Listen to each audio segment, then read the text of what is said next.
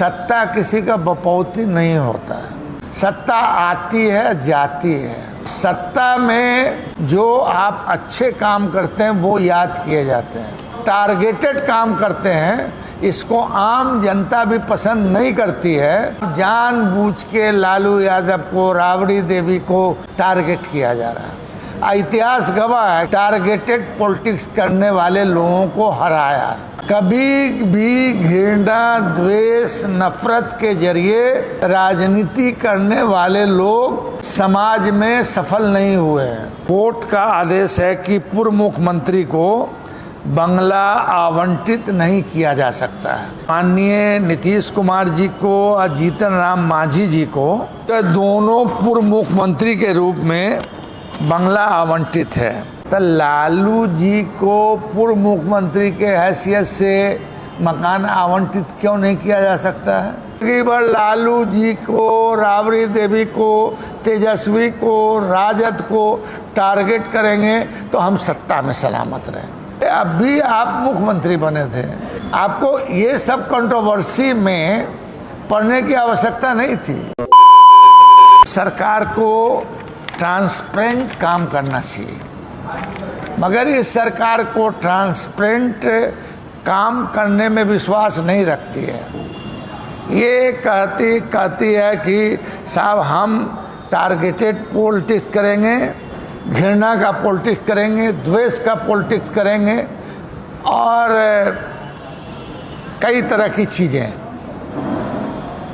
अब इतिहास गवाह है, कभी भी घृणा, द्वेष, नफरत के जरिए राजनीति करने वाले लोग समाज में सफल नहीं हुए हैं।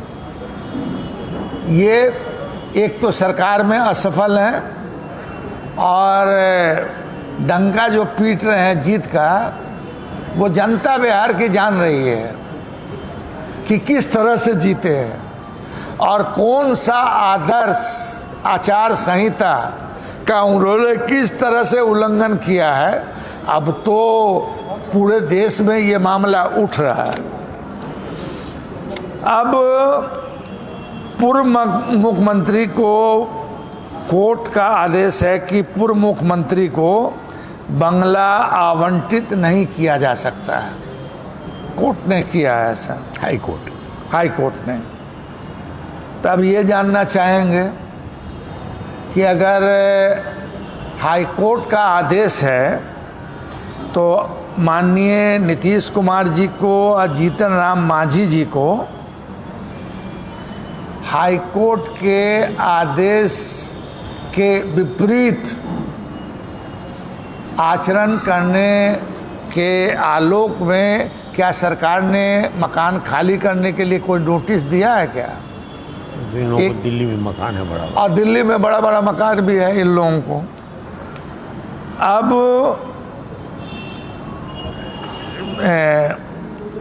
यहाँ जो है दोनों पूर्व मुख्यमंत्री के रूप में बंगला आवंटित है। लालू जी को पूर्व मुख्यमंत्री के रूप में क्यों नहीं आवंटित है?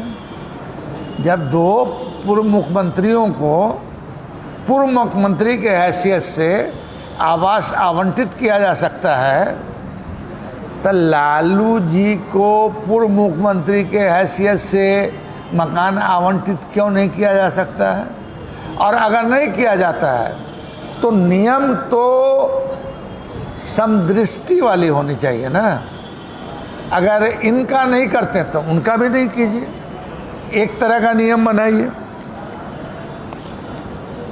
राबड़ी देवी जी नेता प्रतिपक्ष है। लोकतांत्रिक व्यवस्था में सदन नेता और नेता प्रतिपक्ष दोनों को एक तरह से जो है माना गया है डेमोक्रेसी में कि बिना विपक्ष के डेमोक्रेसी का कोई माने नहीं है। अब उन चीज़ों को अगर ये तोड़ रहे हैं तो किसी को भी समझना चाहिए कि सत्ता किसी का बपौती नहीं होता है।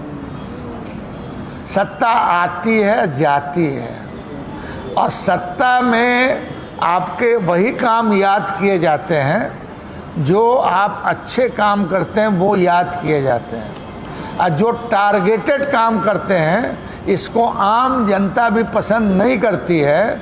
और आम जनता यह कह रही है कि साहब जानबूझ के लालू यादव को, राबड़ी देवी को टारगेट किया जा रहा है। इतिहास गवाह है कि जब टारगेटेड पॉलिटिक्स हुई है तो उसके विरुद्ध जनता खड़ी हुई है और 2/3 मेजॉरिटी में टारगेटेड पॉलिटिक्स करने वाले लोगों को हराया। अब ये लोग तो पिद्दी हैं, बड़े लोग अब स्वर्गीय हो गए, उनके विरुद्ध हम लोगों ने भी आंदोलन किया, सारे दल के लोगों ने किया, बड़े बड़े लोग किए, जौहर साहब, चौधरी साहब, मधु दंडवते, SM जोशी, लोकनायक जयप्रकाश नारायण वगैरह वगैरह। ठीक है, अभी इतनी बड़ी हैसियत के लोग नहीं हैं, मगर उनके आदर्श हैं और उनका बताया हुआ मार्ग है, उस मार्ग पर चल के एक बड़ा आंदोलन तो तैयार होगा, जनता के बीच जाएगा लोग। और इनकी दोहरी चरित्र का, अरे अभी आप मुख्यमंत्री बने थे, आपको ये सब कंट्रोवर्सी में पढ़ने की आवश्यकता नहीं थी। आपको करना था गांव के लिए, गरीब के लिए, गुरबा के लिए क्या आप कर रहे हैं उस पर फोकस करना चाहिए था। उस पर फोकस नहीं है। ये समझ रहे हैं कि हम जिंदगी भर लालू जी को, राबड़ी देवी को, तेजस्वी को, राजद को टारगेट करेंगे तो हम सत्ता में सलामत रहें। यही भूल हम लोगों से भी थोड़ी हुई थी, तो आ गई ना 2/3 मेजॉरिटी में श्रीमती इंदिरा गांधी आई थी।